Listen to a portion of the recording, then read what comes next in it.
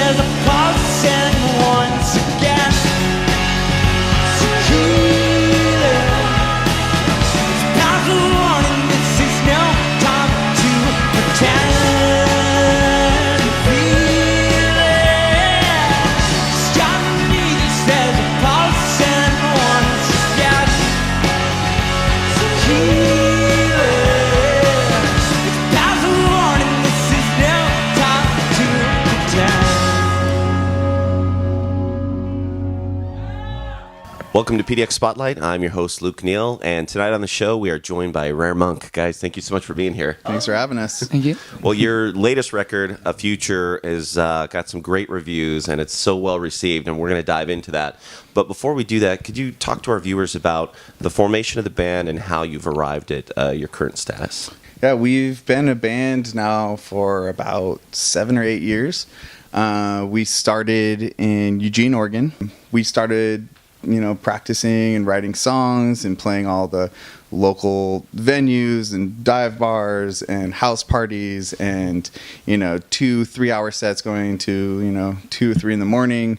So 2010 we decided all to move out here and kind of with the idea of that we're going to tour more and take it more seriously and record an album, do that whole thing. And within a year we started touring around regionally, going down to California, going out to Texas. Shortly after that we did our released our first EP, played South by Southwest, and from that point on, we were taking it really seriously, recorded a couple EPs, did some signings with some labels. We did more national tours out to, the East Coast, Canada. We went to the UK. We played some festivals in London. And then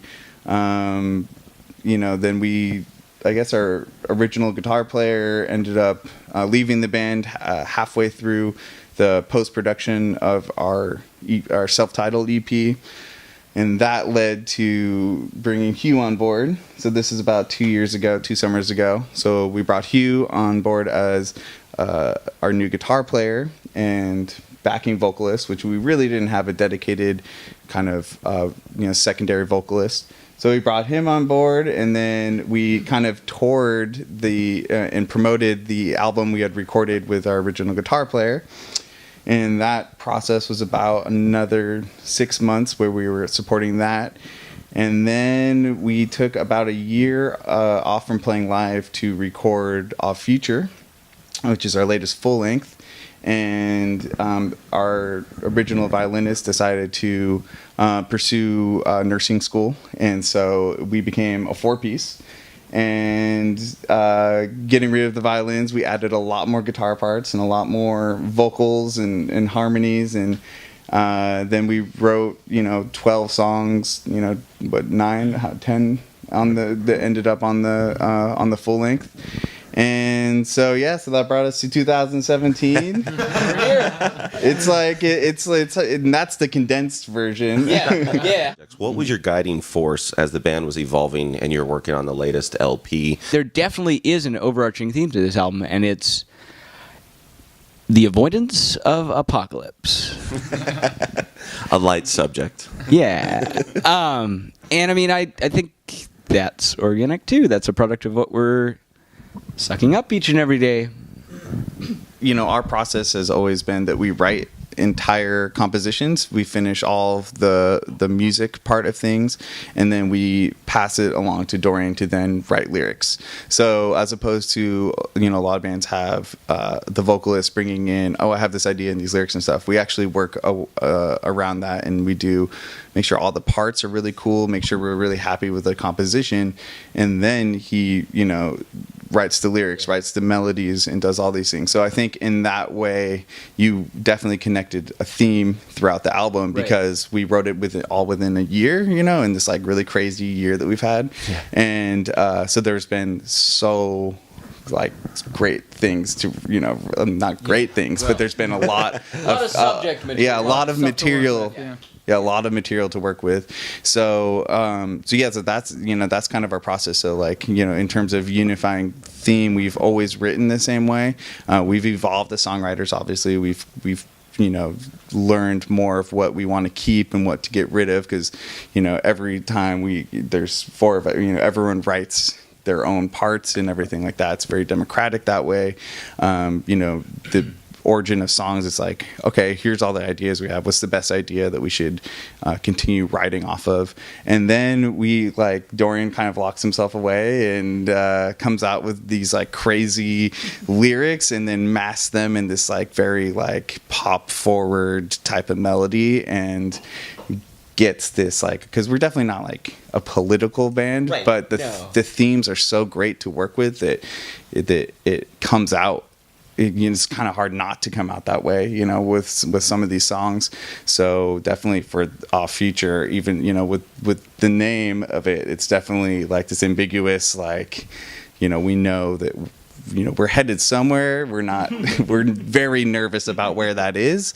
So we're not saying, no one knows, is it going to be good or bad? It's just kind of like the ambiguous future. So yeah, it's a provocative title. I think it evokes a lot of questions when you, especially go through the titles of the track list. Now, I geek out on record composition. Yeah, so definitely. That's one thing I first took away from it. Excellent. Yeah, it's the first album we came out with a album title that wasn't one of the songs. So nailed it.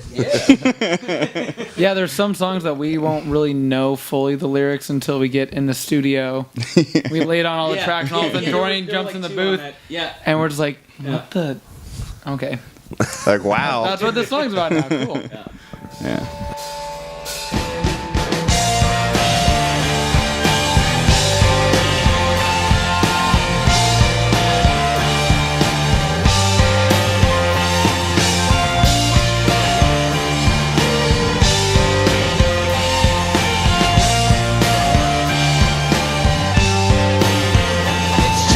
Artifact, a memory of the past when humanity fulfilled its dreams. Electric mastery of artifice and nature, museums filled with empty screens.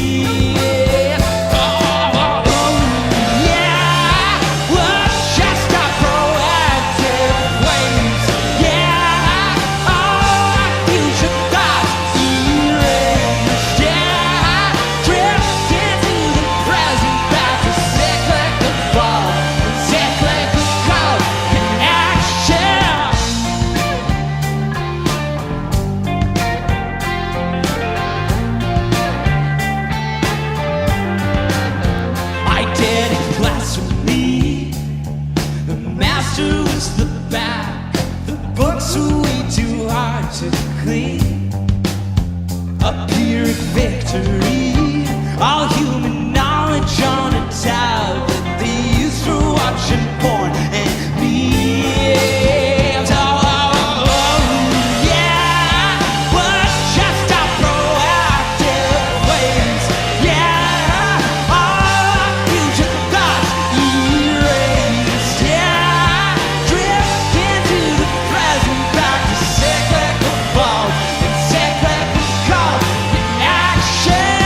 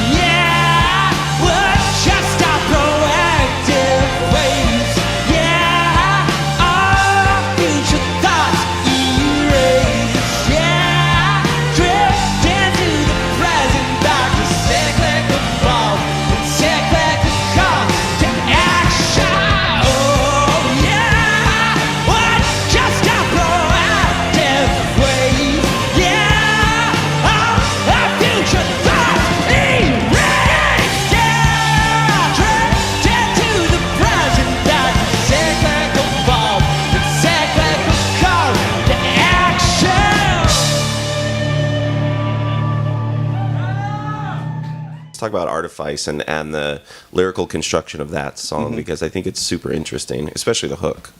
That was an interesting one. That's like I love one of my favorite things is couching really dark stuff inside of pop hooks, and that's exactly that kind of affair, right? It's talking about our over-reliance at this point, and kind of terrifyingly so, on technology in general, and yeah, what's going to happen if we lose ourselves in that? Sure. And yeah, also, I mean, the chorus really speaks to you have all this technology, to all these great things, and what do you end up using? Right, and what we use it as. And so I'm not going to say that, but no, it's good because like the big concept of that chorus, right, is like we have all these great things and we end up just using the internet, which is this access to infinite, knowledge. And what do you do with it? Instantly. We watch cats doing silly things, and we watch porn, and we order our food now, or something like. Yep. We like order. We clothes order and Amazon music, Prime and we consume groceries. everything. Yeah. Yeah. Do you think that there was a misconception in the music industry in the past that if you had hooky or I guess ear-ready music, as they would say, that people shied away from controversial lyrics? I think sometimes that was a thing in the past. Like, how do you balance that now? Is there any fear in putting lyrics out like that with something that's so hooky or catchy? Well, I don't feel like we're at a very risky point in our band existence. I mean, it's like we're feeling in a very mobile place where it's like we can just create music that we think is fun and just do our thing. We can be, which is cheeky a really without nice place. Yeah. It seems that if you can wrap it up nicely and present it in a way, it's kind of like the lyrics almost become secondary for the people that you would maybe be mostly offending in like the pop radio world, and then it's when people dig into their real fans and really interested in lyrical content that they break it down, and then they get this like almost Easter egg of like, oh my god, this song the secret delivery. It's way more, and that is something that I think that has just been a defining point of our career of creating these songs. Like I remember when I came, like we had that riff, and I was like, all right guys, this riff is really poppy, but I'm telling you, it's going to be awesome, And sure enough, we finished the song, and it has, the big guitar hooks, and it has all these like big pop elements to it. And then the lyrics, just like have a real, we're never trying to write the lyrics as in a message, but the content is just very, kind of thought provoking into, just where we are as a society like now, without being like, this is how we're not telling you, no one's saying how you should think. It's just like, here's like these are almost truths. It's like we can say. No, it's not like you should think this way. It's just you should think about that. Yeah. Now that you've opened that Pandora's box as a lyricist, do you feel somewhat of a responsibility to be a messenger for something? Ooh, yeah, yeah, a bit for sure. Bit daunting. A little bit scary for sure. I mean, only to a point though. I mean, we're just a band,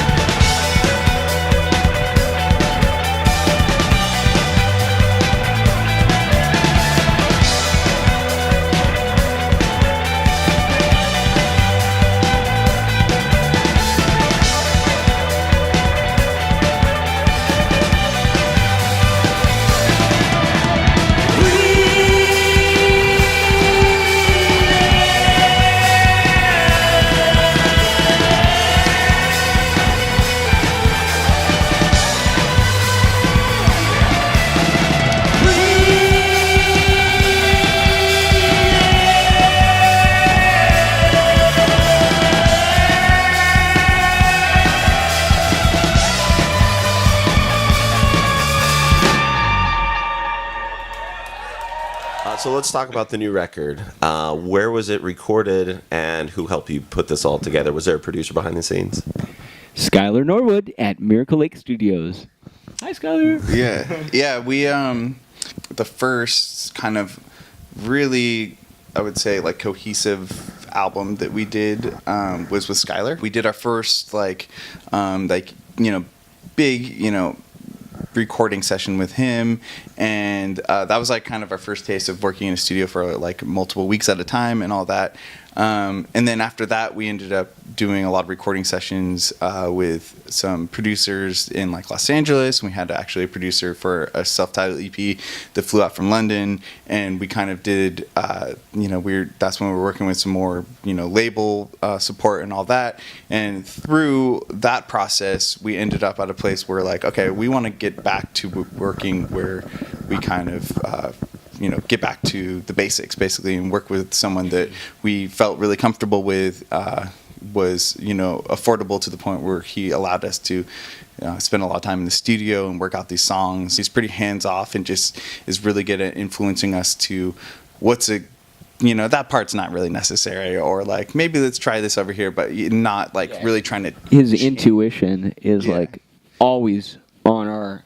I mean, we just work really well with him. We love working with him. Yeah. So going back to that kind of recording style after working on some bigger studios and stuff like that was really brought out like a great product in the end. And we got our album mastered with Gus L. Got Skyline Studios. Oh, right on. So Gus does a lot. He works with Skylar a lot in like mastering those albums, and we had worked with Gus, 5 years prior. So we went back with him, and we actually ran all of the masters through a tape machine. So it added this other element. So Gus definitely had a big influence on the final sound of the album. So again, just working with that team again, it's like this family, like really great times in the studios, great times doing it. Everyone's on board. Yeah. Everyone gets what we're trying to do. And so having and it's always just super fun. Yeah. Every time we go in there, fun sometimes. It's so fun. Yeah. Fun gets expensive. Yeah, we get those YouTube tirades 2 hours later. So I love the sonic quality, especially the guitars. Like as a guitarist, listening to the tones, I think really set a brilliant mood. Like, did you guys go with like vintage, tried and true, like Vox type tones? I mean, it's really inviting, and it sounds like you're in the room with you guys, which I think is kind of the goal. Yeah, I mean, definitely going through tube amps and cranking them and getting really nice saturation and overdrive is key for me, for sure. I love distortion, and Skylar lets us make as much noise as possible, which is nice. Yeah, but pretty simple setups, just like SM57s over cabs, and I mean pretty much one mic. Tube amps at their comfort point, like where they want to be. And Skylar's space allows us, he's got a nice space that we could do that in. And most of the tones we're getting straight from the amp and pedals. Not a lot of post-production is done on tones. And a lot of the like stuff on vocals and strings and stuff too was outboard. Mm-hmm. Passing vocals through pedals and stuff. Yeah, that's cool. Yeah, that's a cool approach. Yeah, definitely. What's on deck for the rest of this year, and then what are your plans for 2018? Currently, we're working towards another EP. The goal is just to really continue putting out music in the same capacity that we did this album, which again, we self-released it, after working with labels for the last couple of years. So it was kind of like a new experience for us, and we didn't know if we were going to quite have the same reach and if we were going to have the same amount of interest and stuff, and it ended up being really surprising, really great. We had so much interest. Our fans just really enjoyed the album. Like, after putting out all these EPs, really felt like we owed our followers, our fans, like a full length. Yeah. We'll tell your fans where they can stream the new record and reach you online. Yeah, you can find us on Spotify, Facebook, Twitter, SoundCloud, Instagram, Bandcamp, Instagram, Deezer, Apple Music, Angel Fire. Yeah. No, if we're everywhere, if you just search Rare Monk, YouTube. If you're in a country that you don't have access to Spotify or something, YouTube has. Use a VPN. But yeah, everywhere. Just Rare Monk. We're going to be the first 100 Google search results before you get to the Rare Monk seals. I think we finally clubbed him out of existence. Yeah. Oh, That's his favorite. Oh, That's I love it. Oh, That's his favorite one. Yeah. I'm sorry. Yeah. So yeah. Well, thank you so much for being on this show. Yeah, thanks for Thank having you. us. Yeah, you bet. Ladies and gentlemen, Rare Monk. All right.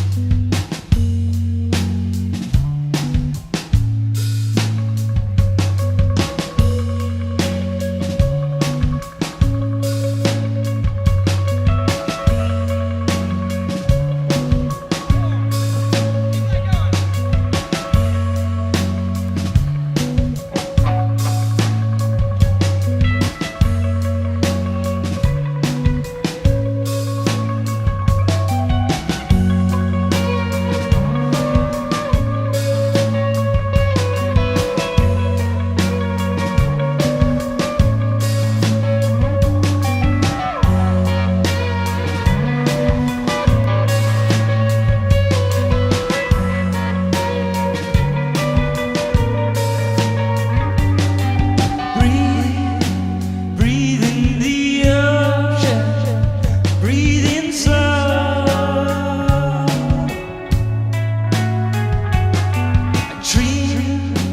Dream phosphorescence, dream its glow.